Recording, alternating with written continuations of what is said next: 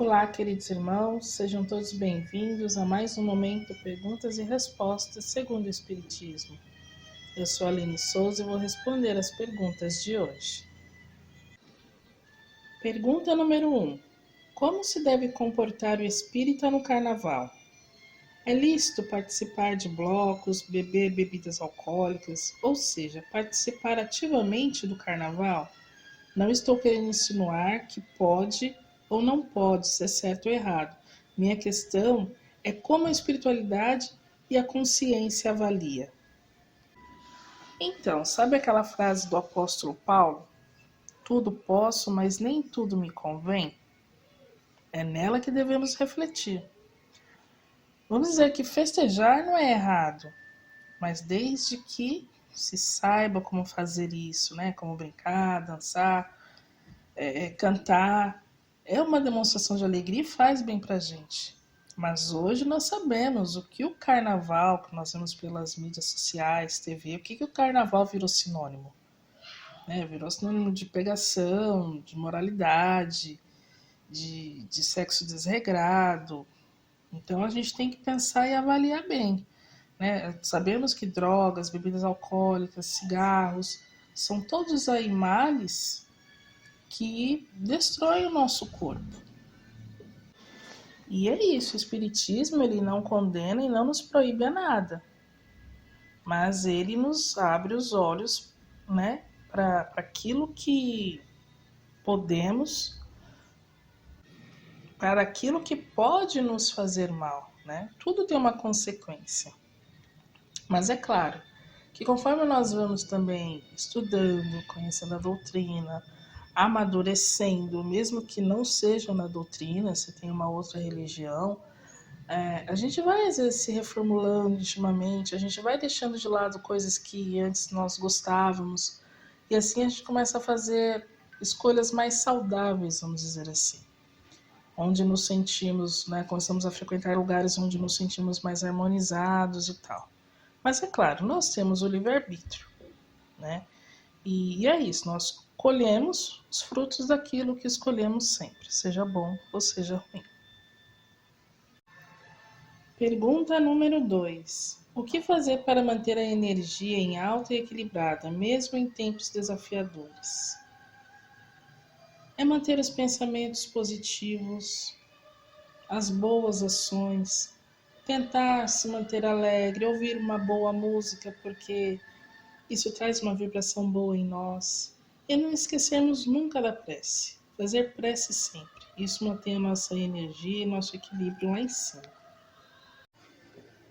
Pergunta número 3. Minha filha mais velha, de 7 anos, está despertando a espiritualidade. O que posso fazer para ajudar?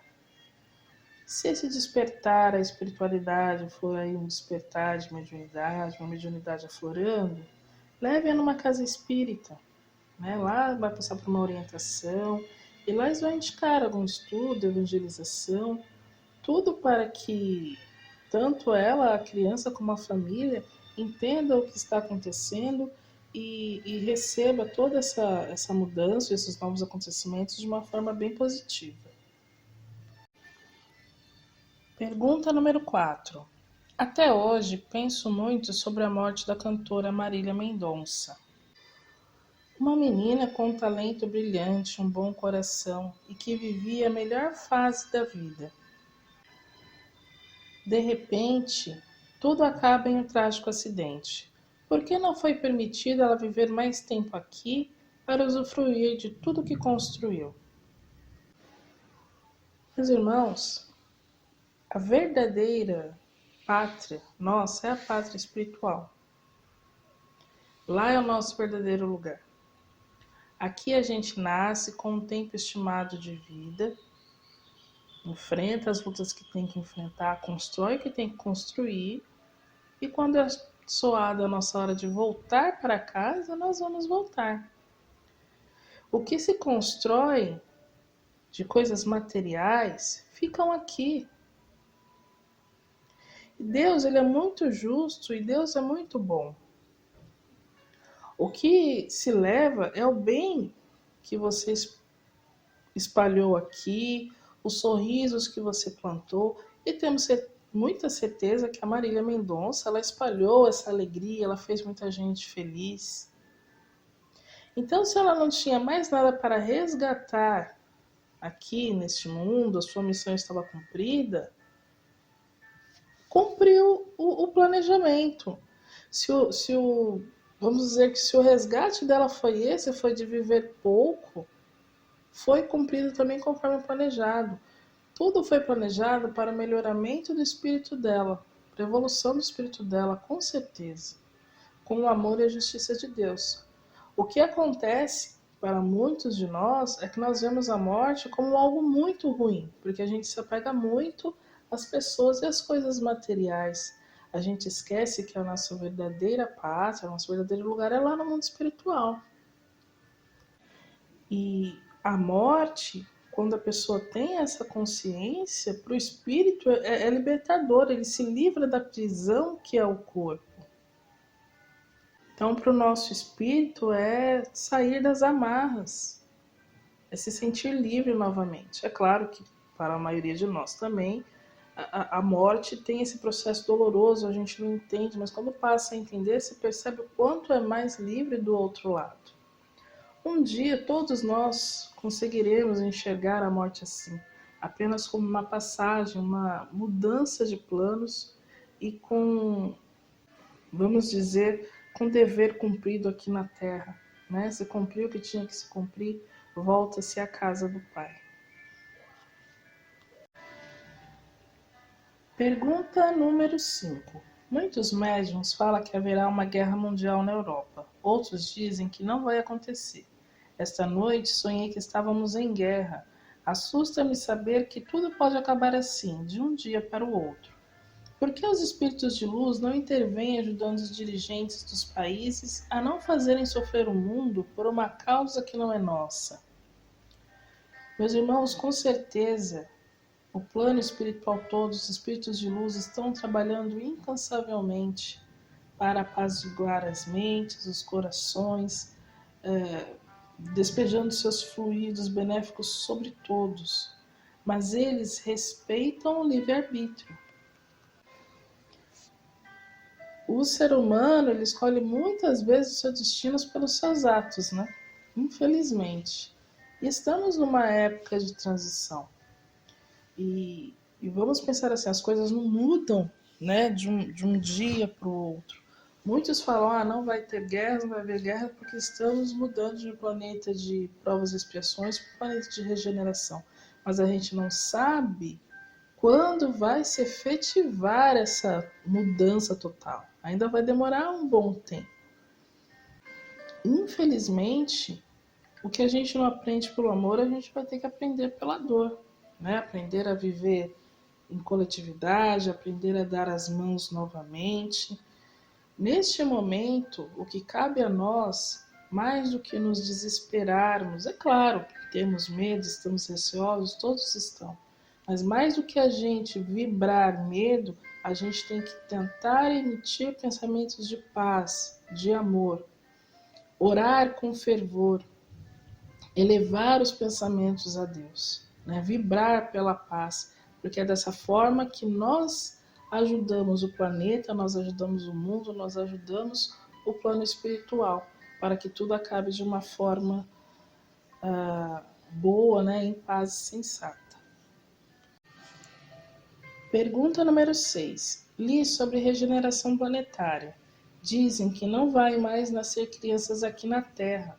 Isso dá a entender para alguns que não é mais necessário evitar gravidez. Isso é realmente verdade?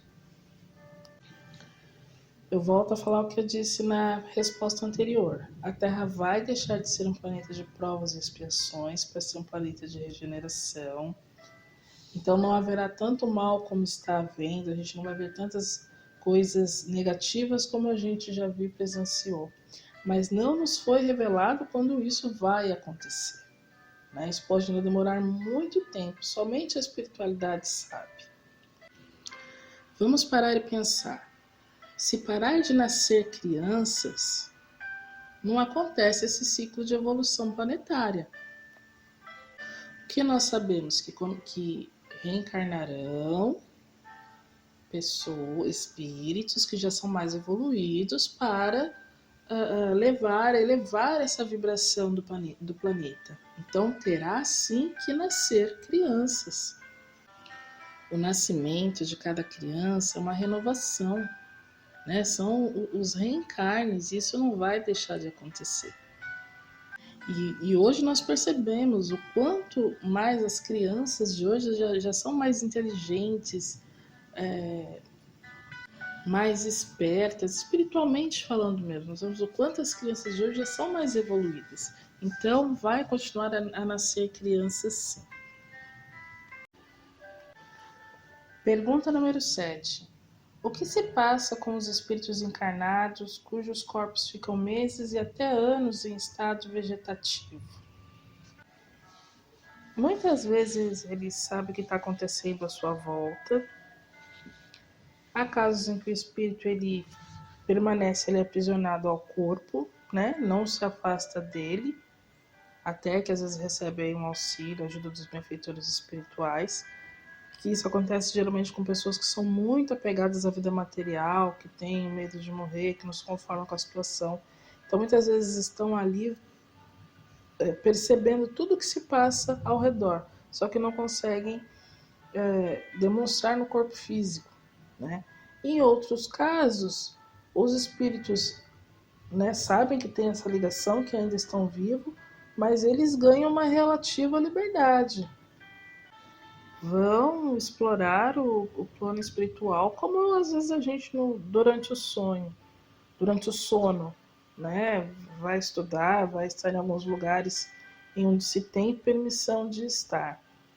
O plano espiritual, nossos amigos espirituais, eles sempre estão juntos tentando auxiliar a pessoa, o espírito, a família, ali da melhor forma possível. E não podemos esquecer que a prece, né, dá muito equilíbrio para a pessoa nesse estado. Uma palavra amiga, fraterna, né, emite aí uma paz, uma transmissão de paz, de coisas boas para a pessoa. Por isso que é importante que numa situação dessa, as conversações ali ao redor do enfermo, da pessoa que está em coma, sejam conversas edificantes, né, de força, de equilíbrio, que possa transmitir a ela a paz. Pergunta número 8. É verdade que a homeopatia age no perispírito? Sim, Emmanuel já nos trouxe essa resposta uma vez, e ele diz que o medicamento homeopático ele atua energeticamente e não quimicamente. Então a ação terapêutica dele vai se dar no plano dinâmico e energético do corpo humano, que fica no perispírito. Então, por isso que a homeopatia, além dela tratar doenças físicas, ela atua também no tratamento dos desequilíbrios emocionais, mentais, e ela promove aí um reequilíbrio físico e espiritual. Santo Agostinho mesmo, na Revista Espírita, em 1863, ele refere-se à homeopatia como uma matéria espiritualizada, que quando tomada certinha, corretamente, ela libera componentes energéticos da sua fórmula e atuam diretamente sobre o nosso espírito, refletindo a cura. Então é verdade sim. Pergunta número 9. É verdade que João Batista era a reencarnação de Elias? Sim. Tem uma passagem na Bíblia, lá em Mateus, né, no Evangelho de Mateus, capítulo 17, em que Jesus é questionado por que os escribas dizem que Elias é mister que Elias venha primeiro. E Jesus responde assim, que em verdade Elias virá primeiro e restaurará todas as coisas. Mas digo-vos que Elias já veio e não conheceram, mas fizeram-lhe tudo o que quiserem, e assim também farão padecer o Filho do Homem. Então eles entenderam, os discípulos entenderam que Jesus falava de João Batista. E Jesus ele foi bem claro, afirmando que Elias veio, reencarnou como João Batista. E todos os seus discípulos entenderam isso muito bem. Pergunta número 10. Cada planeta tem seu mundo espiritual para seus habitantes quando desencarnam? o mundo espiritual ele é um só, vasto e infinito. Após a desencarnação, a doutrina espírita nos ensina que o espírito ele passa a habitar, a viver, associado àquilo que lhe é afim, ao que ele se afiniza, em outra dimensão da vida que a gente conhece aí como plano espiritual, que é a nossa verdadeira pátria. Agora, no mundo espiritual, existem cidades, vilarejos, né, as colônias, orbes mais altos, outros mundos. E nós vemos muito isso na literatura espírita, né, onde, principalmente de André Luiz, que nos reporta isso, que ele visita outras colônias, outros lugares, lugares de vibração mais baixa, assim como existem lugares de vibração mais alta, espíritos que habitam outros lugares, mas o mundo espiritual é um só, e cada um se situa onde a sua vibração cabe, onde ele melhor se afiniza. E é assim, meus irmãos, assim terminamos mais um momento de perguntas e respostas segundo o Espiritismo. Obrigada pelas perguntas enviadas. Que Jesus abençoe a todos, hoje e sempre. Até o próximo programa.